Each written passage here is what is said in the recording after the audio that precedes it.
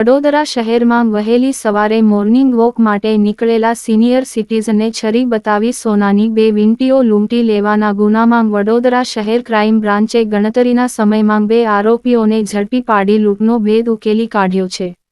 Karelibaug police station વિસ્તારમાં આનંદનગર 4 રસ્તા નજીક બનેલી ઘટનામાં આરોપીઓએ મોપેડ પર આવી સિનિયર સિટીઝનને છરીનો ભય બતાવી અંદાજે 15 ગ્રામ વજનની 1.50 લાખ રૂપિયા કિંમતની 2 સોનાની વીંટીઓ લૂંટી લીધી હતી.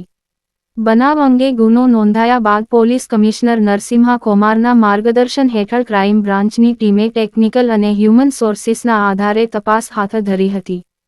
તપાસ દરમિયાન બાતમીના આધારે રજિસ્ટ્રેશન નંબર પ્લેટ વગરની કાળી એક્ટિવા સાથે 2 શંકાસ્પદ ઇસમો વિશાલ ગોપાલનાથ ભાટી અને કરણનાથ રાજુનાથ ભાટીને દરજીપુરા વિસ્તારમાંથી ઝડપી પાડવામાં આવ્યા હતા.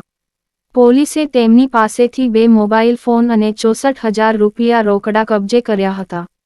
સઘન પૂછપરછ દરમિયાન આરોપીઓએ 18 મેના રોજ અમિતનગર સર્કલ નજીક છરી બતાવી સિનિયર સિટીઝન પાસેથી 2 સોનાની વીંટીઓ લૂંટી હોવાની કબૂલાત કરી હતી.